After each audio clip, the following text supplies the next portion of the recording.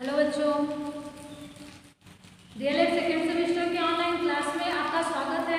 जैसा हम पहले भी कई वीडियो आपको दे चुके हैं, इस वीडियो में शिक्षा के बारे में ही बताया जा रहा है। यहाँ भी शिक्षा को कल के वीडियो में शिक्षा को प्रभावित करने वाले कारकों के बारे में हमने बताया। आज शिक्षा को प्रभावित करने वाले कारक यानी कि कल शिक्षा के उद्देश्यों को बताया था, आज शिक्षा के उद्देश्यों को प्रभावित करने वाले कारक के बारे में आपको बताया जाएगा। सबसे पहले ये जान लीजिए कि शिक्षा के उद्देश्यों को प्रभावित करने वाले कारक में बहुत से कारक होते हैं। मैंने तो यहाँ सिर्फ और सिर्फ 7 ही पॉइंट लिखे हैं, लेकिन आप देखेंगे कि शिक्षा को बहुत से ऐसे कारक होते हैं जो प्रभावित करते हैं। यहाँ हम पहला लिखे हैं दर्शन। यहाँ दर्शन शास्त्रियों के अनुसार बताया जाता है कि शिक्षा के उद्देश्यों पे दर्शन का अधिक प्रभाव पड़ता है, यानी कि प्रकृतिवादी, आदर्शवादी, इन लोगों के अनुसार भी शिक्षा का उद्देश्य अलग होता ही था, कभी बताए गए थे। और प्रभावित करने वाले के अंतर्गत बताते हैं कि दर्शनों के अध्ययन से यह अनुभव किया जाता है कि प्रकृतिवादियों के अनुसार आत्माभिव्यक्ति, व्यक्तित्व विकास, संबंध क्रियाओं का निर्माण, मूल प्रवृत्तियों का शोधन और समन्वय, प्रजातीय प्रगति, ये सब शिक्षा के मुख्य उद्देश्य होते हैं। परंतु अगर हम आदर्शवादियों के अनुसार देखें तो यह शिक्षा के उद्देश्यों को प्रभावित करने वाले कारक होते हैं चरित्र का निर्माण, अध्यात्म, व्यक्तिवाद, आत्मानुभूति, यह शिक्षा को प्रभावित करता है। इस तरह से देखते हैं कि विभिन्न लोगों या दर्शनों के अनुसार भी शिक्षा को अलग अलग रूपों में प्रभावित किया जा सकता है। जैसे हमारे चरित्रों द्वारा भी शिक्षा को प्रभावित किया जाता है, हमारे व्यक्तित्व द्वारा भी शिक्षा को प्रभावित किया जा सकता है और समायोजन के द्वारा भी हमारे शिक्षा को प्रभावित किया जाता है। दूसरा है जीवन दर्शन। जीवन दर्शन द्वारा शिक्षा को प्रभावित करना, यानी शिक्षा के उद्देश्यों को प्रभावित करने में जीवन दर्शन कितना महत्वपूर्ण योगदान निभाता है। तो यहाँ हम आपको बता दें कि समाज में रहने वाले व्यक्ति को जीवन जीने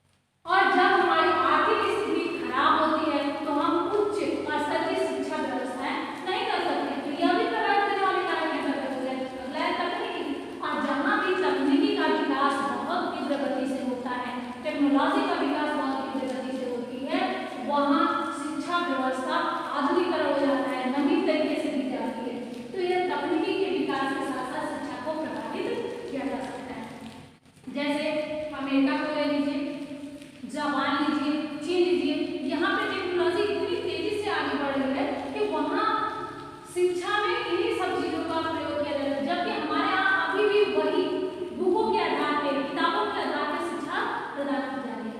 प्राकृतिक दशा यानी वातावरण के अनुसार भी शिक्षा प्रदान की जाती है। अब जैसा वातावरण होगा, जैसा मनुष्य होगा, उसी के अनुसार सारी शिक्षा व्यवस्था को चलाई जाती है। अगला आपका है, इसमें इतना ही, इसमें तो आपसे बहुत प्रश्न नहीं पूछेगा, बस प्रभावित करने वाले कारकों को ही पूछेगा। 2 नंबर तक के आपके प्रश्न आएंगे या 1 नंबर का प्रश्न आएगा कि शिक्षा के उद्देश्यों को प्रभावित करने वाले कौन-कौन से कारक। इतना हमने आपको बता दिया। अब आ जाएंगे शिक्षा के प्रकार, टाइप्स ऑफ एजुकेशन। शिक्षा के प्रकार मुख्य रूप से 3 ही प्रकारों में बांटा गया। यहाँ पे फिगर बना है। पहला औपचारिक फॉर्मल एजुकेशन, दूसरा अनौपचारिक इनफॉर्मल एजुकेशन और तीसरा निरौपचारिक यानी डिस्टेंसिव एजुकेशन। यहाँ इसको दूरस्थ शिक्षा के नाम से भी हम जानते हैं। पहला है औपचारिक शिक्षा। औपचारिक शिक्षा सबसे सामान्य तरीके से समझिए। औपचारिक शिक्षा वह शिक्षा है जो एक निश्चित समयावधि के अंतर्गत, एक निश्चित पाठ्यक्रम के अंतर्गत हमको प्रदान की जाती है। जैसे एग्जाम्पल लेते हैं, विद्यालय, महाविद्यालय, इनमें जो शिक्षाएं प्रदान की जाती हैं वह औपचारिक शिक्षा एक समय सीमा निर्धारित होती है, एक पाठ्यक्रम निर्धारित होता है। उस पाठ्यक्रम के तहत ही हमको सारी शिक्षाएं प्रदान की जाती हैं। यहाँ बालक को ये पता होता है कि यह शिक्षा हमको ये कि कितने टाइम तक ये शिक्षा दी जानी चाहिए, कब तक हम पढ़ेंगे, हमारा क्लास कब से कब तक है, पाठ्यक्रम हमारा क्या है, सिलेबस हमारा क्या है, ये सब पहले ही से निर्धारित होती है। और वही हमारी औपचारिक शिक्षा है जो पहले ही से निश्चित होती है, जिसके बारे में बालक को सब कुछ पहले ज्ञान होता है और एक निश्चित समयावधि में प्रदान की जाने वाली शिक्षा ही या किसी संस्था के द्वारा प्रदान की जाने वाली शिक्षा ही हमारे फॉर्मल एजुकेशन कहलाती है। अब आ जाइए अनौपचारिक शिक्षा। ठीक उसके विपरीत, इसमें कोई समय सीमा निर्धारित नहीं होता। यहाँ कभी भी कहीं भी कुछ भी हमको सीखने को प्राप्त हो सकता है, तो वह हमारा अनौपचारिक शिक्षा है। जैसे बालक अपने परिवार से सीखता है, आस पड़ोस से सीखता है, कहीं भी हम सफर कर रहे हैं वहां से भी बहुत कुछ हमको सीखने को मिल जाता है। तो ये क्या है? अनौपचारिक शिक्षा है, जिसके बारे में बालक को पहले से कोई ज्ञान नहीं होता है। तीसरा आपका है निरौपचारिक शिक्षा यानी डिस्टेंस एजुकेशन। नाम से स्पष्ट होता है, दूरस्थ, इसको एक अलग नाम से भी जानते हैं, दूरस्थ शिक्षा।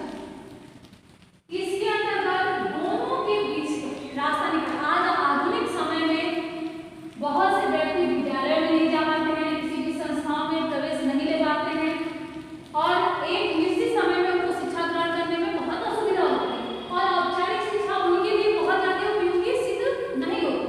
तो ऐसी स्थिति में वर्तमान समय में दोनों के बीच का एक रास्ता निकाला गया है, निरौपचारिक शिक्षा यानी कि दूरस्थ शिक्षा। जैसे यहाँ संस्था तो होगी लेकिन बालक को वहाँ जाना नहीं पड़ेगा, पाठ्यक्रम तो होगा लेकिन वह सिलेबस उसको पता रहेगा, कोई निश्चित समय नहीं है कि वो जब चाहे पढ़ सकता है। कभी कभार इंसान या बालक उस संस्था में जाके अपनी पूरी सिलेबस को, पाठ्यक्रम को प्राप्त कर सकता है और उस पाठ्यक्रम के आधार पर अपना अध्ययन खुद स्वयं से घर बैठे कर सकता है। और इसके बाद इन संस्थाओं द्वारा, जैसे इनको आप कर सकते हैं, पत्रकार द्वारा शिक्षा जो प्राप्त करते हैं, हमको इसमें